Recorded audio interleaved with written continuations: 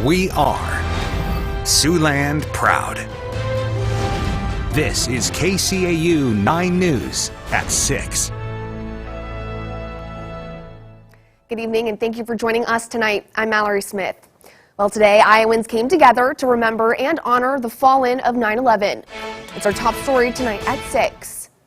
Over in Ankeny, the Tunnels to Towers Foundation held a 5K race that has so far raised over $18,000. The foundation was created in honor of firefighter Stephen Siller, who raced to work when he heard the news of the first plane hitting the World Trade Center.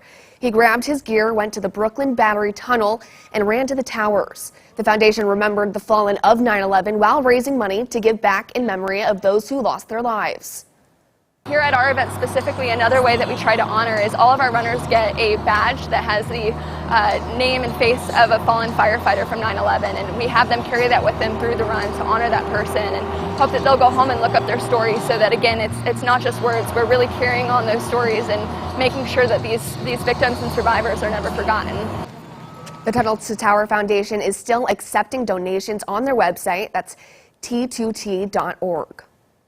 Family members of the roughly 3,000 victims who died on 9/11 refuse to let the memory of their loved ones be forgotten. Educators are revisiting what it means to teach students who are too young to remember. Experts at New York City's 9/11 Museum have spent years collecting thousands of objects belonging to victims to help ensure those lost are never forgotten. And teachers want to do the same in their classrooms.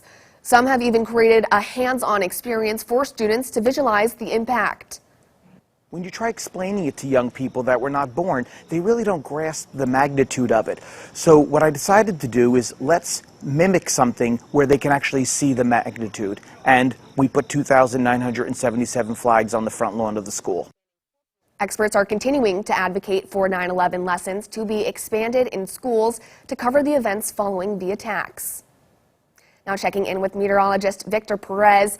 Now, I haven't been outside recently. I did hear that it was hot this morning, though. Are we still feeling those temperatures right now? Temperatures are pretty warm. They didn't warm up nearly as much as we were expecting. We were expecting low 90s here, but once you add in humidity values, it's definitely going to feel warm out there. Sioux City at 87 degrees with some 90s visible to our south. Over in Norfolk at 91 degrees, 88 in Tekamah, Denison, and Carroll, and cooling off to our north in Orange City at 81.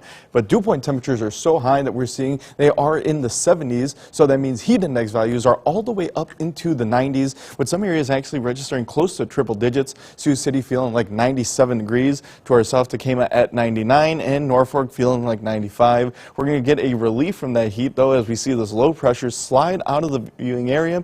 You can see a counterclockwise rotation on that low. We'll continue to see that over the next couple hours as it moves through here on the satellite radar. A little bit of cloud coverage. No rain has been associated with this. We've just seen a few scattered showers trying to develop in the area, specifically over in South Dakota, but they track further outside of the viewing area in a northeastern fashion.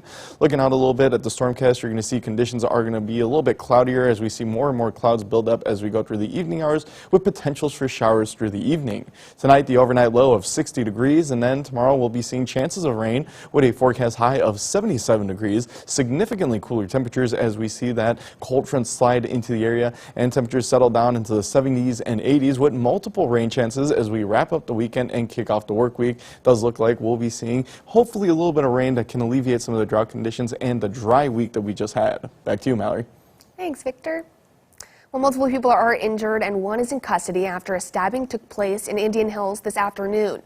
At around 1:30, Sioux City police responded to a disturbance at Sarg's Mini Mart due to an argument that broke out between shoppers. Investigators say 2 people were injured and transported to the hospital, where they were then treated and released and taken into the police department for questioning. The suspect and witness were also taken in to be questioned. The investigation is ongoing. Well, during a tour of D.C. Middle School on Friday, President Biden defended his decision for the federal vaccine requirements to fight the coronavirus and called out GOP lawmakers who are pledging to battle him in court. Have at it. I am so disappointed that particularly some Republican governors have been so cavalier with the health of these kids, so cavalier with the health of their communities. The plan would mandate vaccinations for executive branch employees, contractors who do business with the federal government, and workers at healthcare facilities that receive Medicare or Medicaid. It would also make companies with more than 100 employees require their workers to be vaccinated or get a weekly test. Companies who don't comply would face fines up to $13,600 per violation. The Republican National Committee has pledged to sue the administration to block the rules, and a number of GOP governors call it an overreach of federal power. With more than 65,000 people expected to be in town for the game, parking will be hard to come by. But one Ames family is giving up their prime spot for a good cause. That's the Iowa game, that is. Brandy and Lawrence Cunningham live just a few blocks from Jack Trice Stadium. They usually hold tailgates, but one of their 3 children has a metabolic disorder and is considered high risk for COVID-19. So instead, the family will be auctioning off their driveway for parking. They plan to donate the proceeds to Unravel Iowa, which is an organization that supports pediatric cancer research. Brandy says having a high-risk child during the pandemic has given them a small glimpse of what families of kids with cancer go through every day.